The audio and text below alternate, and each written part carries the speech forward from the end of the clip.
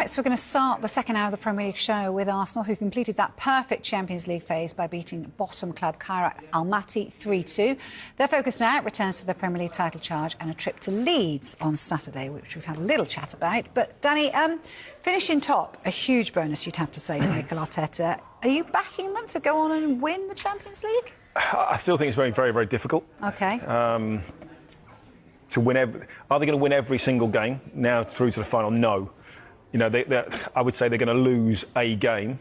Do they lose 1-0 and then win the other game 2-0 and obviously go through? Mm-hmm. There's every chance of that as well. So I think it's going to depend on the bad game that they have in the Champions League. How bad is it?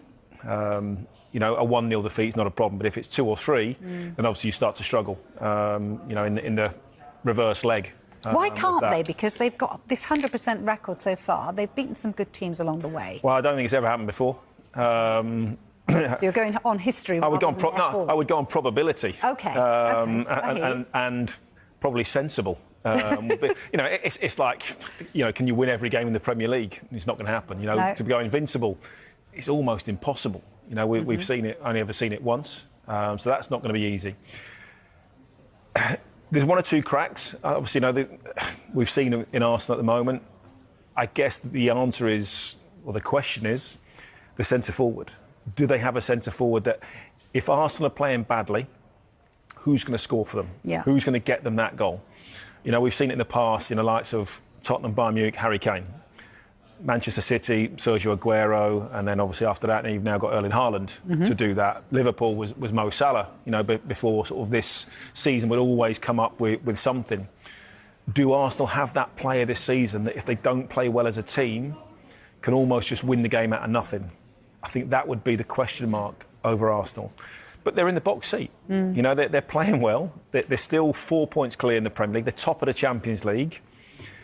Why not? I think it's just the last 2 or 3 seasons where people are going, well, they haven't quite done it before. They might fail. And as I said before, I think if City overtake them in the league, psychologically that would be a big problem and a huge hurdle to try and overcome. But in the Champions League, they have to go into every game now with full confidence and full belief.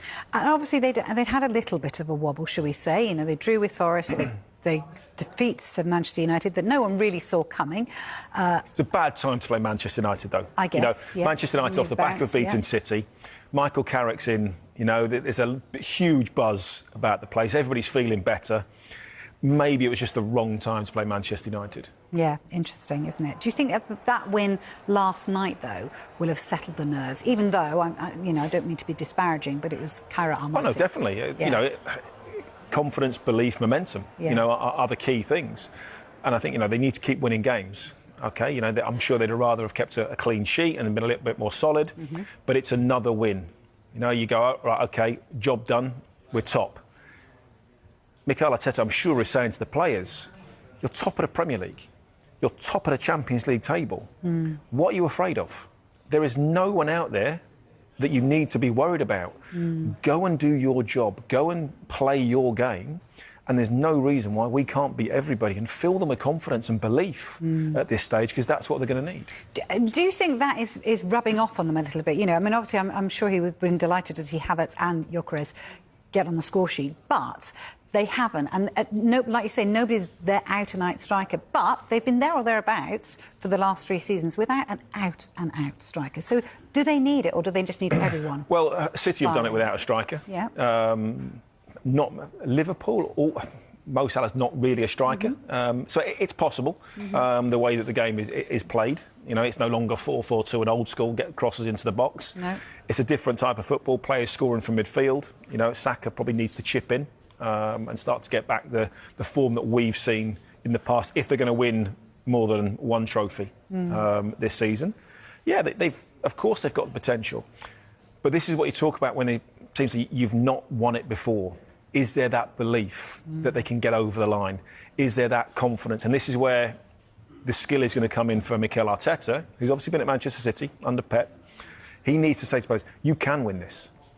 Don't worry about what's behind you. Keep looking up. Next game, we get 3 points. Next game, we get 3 points. Next game, we're Champions League. We win this game.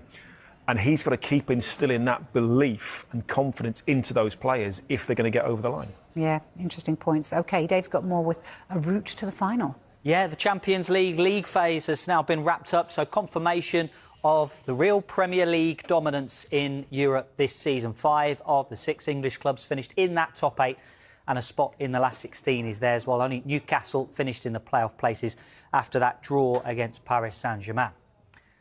So this is how the final standings look then after the league phase. Arsenal, a perfect 8 out of 8, finished top. Liverpool and Spurs, 3rd and 4th. Chelsea's win in Naples meant they finished in 6th position. Real Madrid's shock defeat, as well as PSG's draw, meant that City sneak into the top 8 and avoid 2 extra fixtures next month. So the road to Budapest starts now then, with the draw taking place on Friday morning. Arsenal as top seeds, they're going to avoid Bayern Munich until at least the final if they get there.